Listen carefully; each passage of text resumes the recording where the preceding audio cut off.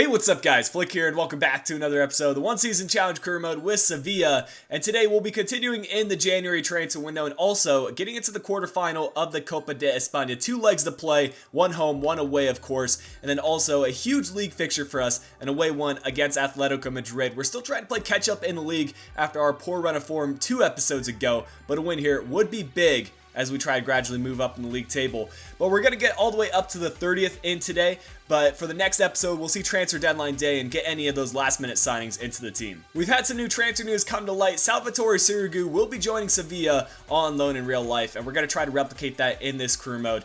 And a lot of you have been saying we need to bring in a backup goalkeeper for Sergio Rico to play in the league if we had to play against the likes of Barcelona, Real Madrid, and Sergio Rico isn't in good form. Sirigu would be the perfect fit for us, and if we can make this loan deal happen, I would be ecstatic. I'm not sure PSG will be open to it, but we might as well try it out. We're going to go for a short loan deal, pick him up for the remainder of this season. Because it is match day, that'll be the only transfer deal I'm looking to make happen. We're still waiting on the Vasquez deal to go through. A transfer bid was accepted by Sunderland, but we still need contract negotiations to happen, and occasionally those do fail, so I'm hoping that it does work out. We can get that big bump in our wages as well as our transfer budget. But this is the team I have brought out for our next match in the Copa de España. It will be the return of Thiago after he's been out for about 2 months, and I'm really excited to see him play again. Here's the starting 11 for Real Valladolid, and if I'm not mistaken, they're in the second tier of Spanish football. Fair play for them to get this far, but we're strictly business here, and we're going to try to get a strong aggregate lead going into the second leg. Here we go on the counterattack. Ben Yedder trying to play it through, and it's Thiago making this run. He's looking good. It doesn't seem like his injury has affected his performance at all, and I'd love for him to return back to the form he was prior to his injury. A couple of comments of you guys have been saying that I should try him out more at cam, and it's tough to give that spot away because Gonzo's been playing well, especially at the start of the season, but I might mix things up. Corner kick here for Valladolid, and they've looked alright so far. I thought they would be not a great team. I think that was off the post.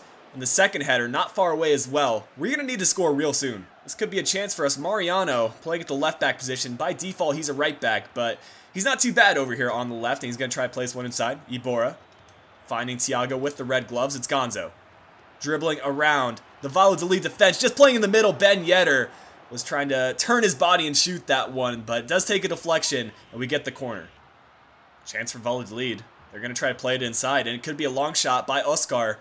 We're closing him down, and Iborra needs to make that tackle. Castillo getting it forward, and now Ben Yedder playing it through. It's going to be Gonzo. It's a foot race, and actually, he's going to try to play this one over to Ben Yedder. It's a perfect through ball. Arizabalag is out of position, but he got within position real quick, and he kind of psyched us out. A few shots for both teams in the first half. 6 shots, 4 on target for Valladolid. 5 shots, 3 on target for us. We're going to continue to try to test Arrizabalaga. Although he's a promising keeper, he's not the highest rated right now, and we'll see if he can continue to hold that clean sheet.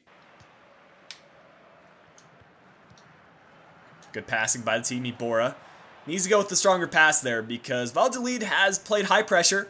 That's the only way they can really play in this game because if they allow us to attack, we're going to score. But here they are on the counterattack. Sending in the box. A couple of missed headers. Oscar has a second chance, and it's 1-0. For Valladolid, not much Ruben Blanco can do there. Our defender should have got it cleared. Maybe that can serve as a wake-up call for us because we have not looked great so far. And we need to get forward in attack. I'm okay if we get a draw because I'm very confident that we can get a win at home. But a loss, even on the road, is not acceptable. Well, this is certainly going to help our chances. It was a slide tackle from behind by Roger, a silly tackle to be honest, and I don't know why they would do that right after scoring a goal. Let's get forward here, guys. We still have plenty of time left to go, 25 minutes, and against a 10-man team, we should be able to get a goal. Whether our defense can hold up is a whole nother matter, but it's Castillo being played through. Going to try to cut this one inside, and the pass across. I was just looking for the number 6 in Gonzo, but our crossing inside the box has been dreadful this season. With 20 minutes left to go, I'm going to make some substitutions, and this may very well be the last game Vasquez will play for us. And I want to thank him for what he's done for the team. He's gotten us a couple of goals and managed us to save some points, and we'll bring him in at the strike position for pure respect. Along with that, we're going to make a change with bringing on Jesus Navas at the right wing position. I like his pace, and I think we can use his pace to our advantage. Later on, I'm going to bring on Nzonzi, but for right now, these are the subs I'll make. Corner kick for us here, and these are the kind of chances we need to convert on because Valladolid have parked the bus, and we're not going to get very much possession here at the end of the game. Keeper's coming out, and he punched it away. This still could be a chance for us. It's Mariano. Needs to find the pass in the middle. No one's there. We'll find Castillo on the left. And this could be Berberspin opportunity. Here we go. Good play by Castillo. But there's the park the bus coming into play for us. And again, we're going to have to push forward, find the right passes.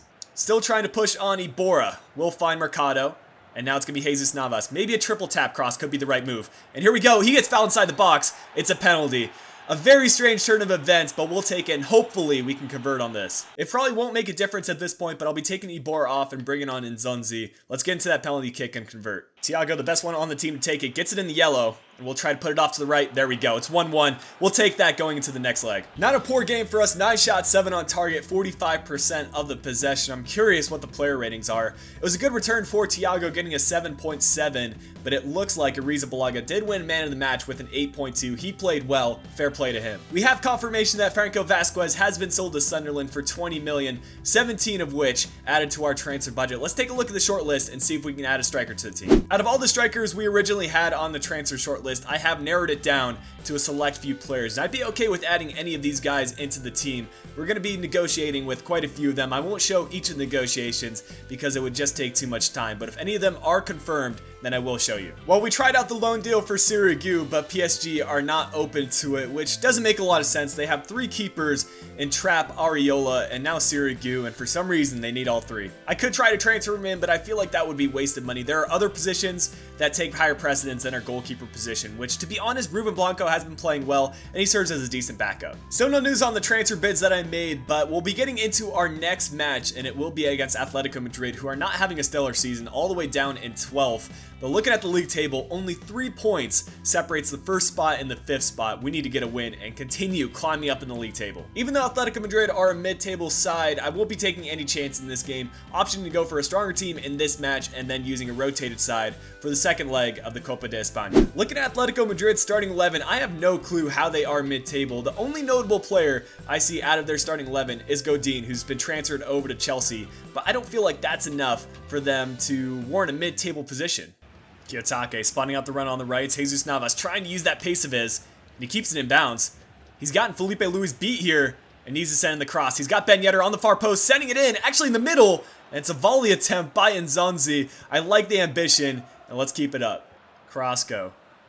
He's been big for Atletico Madrid in the Champions League, and he's going to send in the cross here. Sergio Rico gets a punch to a Kiyotake. Cool, calm, and collected. Gets it cleared.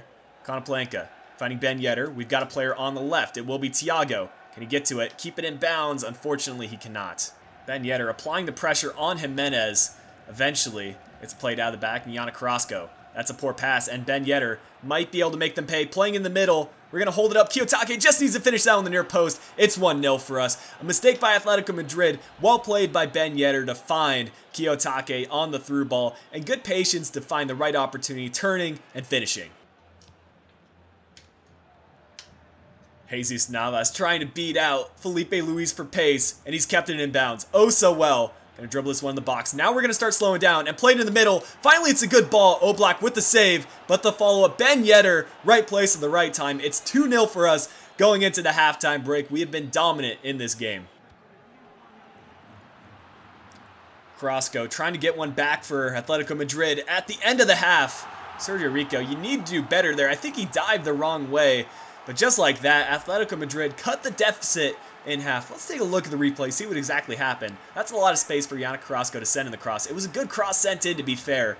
But Sergio Rico, I think he's got to do a bit better there. Stats-wise, we are looking good at the end of the first half. That shot at the very end was the first one, all first half for Atletico Madrid. So we're going to push on, try to get another goal, and get back that 2-goal lead. Oliver Torres on the ball, playing it backwards. We're going to get the steal with Nzonzi. Pushing forward, has help in the middle. We'll use the pass to Thiago. Just tried to get around that last defender in Felipe Luis. But Atletico Madrid, once again on the counterattack. Thiago, very difficult to get the ball off of. We'll find Antoine Griezmann, likely Atletico Madrid's best player. And sending the cross to the big player in the box. It's Thiago. He's got to be squaring this one across. Sergio Rico, he's having a shocker today. Second shot on target for Atletico Madrid. Second goal. This could be our chance. Ben Yedder has options in the middle. It's going to be Nzonzi. Playing it very patiently to Kiyotake. What a ball. He's going to play one more pass. It's Conaplanca. Berber spinning inside. Has the pass in the middle. Just finish this one. What a rocket of a shot by Kiyotake. But what an equal save by Oblak. We'll take a moment to make some substitutions, and I will be bringing on Kronaveter for Thiago, coming up against his parent team in Atletico Madrid. But I haven't talked about this too much, but Kronaveter has been impressing me very much lately. He's created a lot of opportunities off the ball, and that's not showcased too much in the highlights, but leading up to the goals, he's been the one to start it.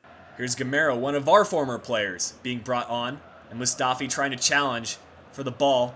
Still Gamero, sending in the cross, cleared out by Rami, and cleared away by Kronaveter. We get possession back with Kiyotake, and he's got Jesus Navas on the right. Not many players there in the middle, but we've got it again. Kiyotake fighting in Zonzi.